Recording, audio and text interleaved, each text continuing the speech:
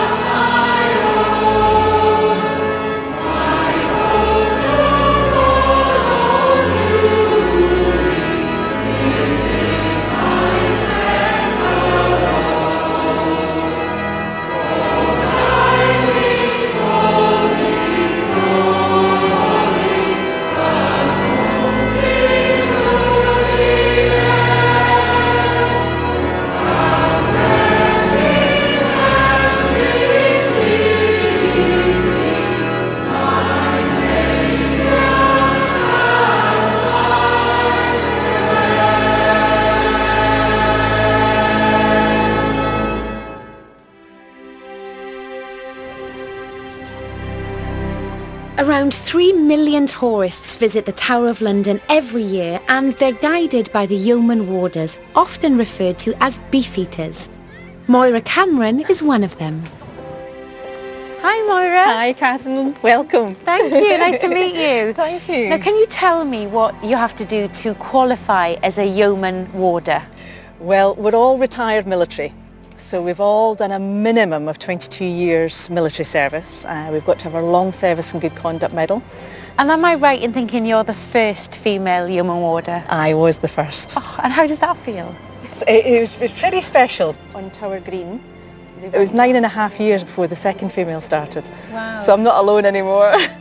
So why were the yeomen also called beefeaters? We've searched and searched, can't find an answer, but we used to be paid a ration of meat as part of our wages a long time ago, because we were also part of the King's bodyguard. And of course you'd have to be big and strong. So you needed your meat. Needed the meat. Can you tell me a bit about your special role here? I'm the chapel clerk to the chapels royal inside the tower. One of the chapel sextons as well, so we look after the Sunday services. But we also have some special ones as well, which are the Easter, Whitsun and Christmas. Well, I'd love to see it. Oh, Can we please, go? yeah, definitely. Come with me, please do. Well, this is the Chapel Royal of St. Peter ad Vincula. And my duties here can be anything from polishing the silver to setting up for the state parade. And that's all done very much in conjunction with the chaplain of the tower, and that is Canon Roger Hall. Welcome, Hello. nice to have you here. Nice to meet you. Am I right in thinking that Henry VIII built this for his wife, Catherine of Aragon? Yes, you're absolutely right.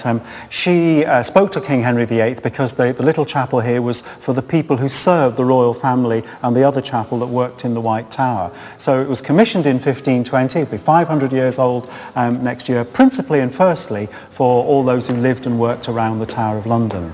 Below here, where we're standing now, there were nearly 1,800 bodies buried here, some who died in the Tower of London and many who were executed were buried here. And of course 15 members of the royal family are buried in the pavement area there, including the three Queens of England, Queen Anne Boleyn, and then Catherine Howard and Lady Jane Grey. Perhaps the saddest story of them all, who was executed here in 1554 at just 16 years old. She's generally known as the 9 Days Queen. But it's not just a historic place, is it? Well, it's not. The wonderful things about the Tower of London, about the chapel in particular, is that it's never stopped, ever since the day it was built, being used as a place of worship. And we continue that today. We have services on Sunday. So it's actually a very lively place, and I think Moira would agree was a very friendly place as well, where we welcome anybody on a Sunday and try to keep that flame alive. But it's at night time when you lock it up and your lights just go down, and I always say goodnight to it, because of the souls that are in here.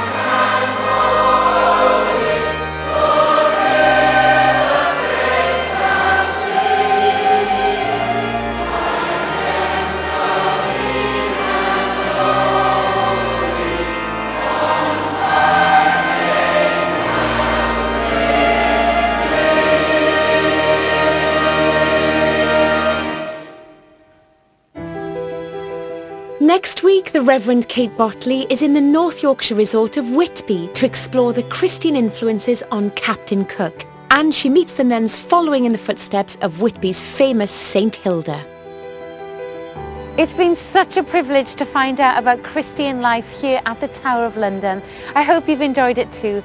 And whatever St Valentine's Day holds for you, our final hymn reminds us that God's love is for each and every one of us. Exalted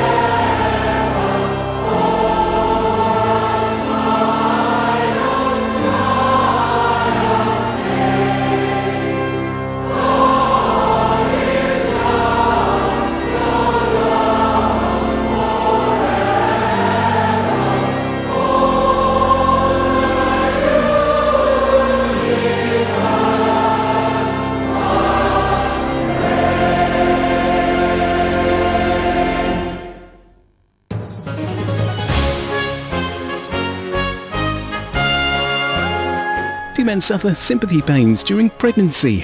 Call the midwife for the answer to that, here at 8. Then who'll be picking up the major prize of a BAFTA mask?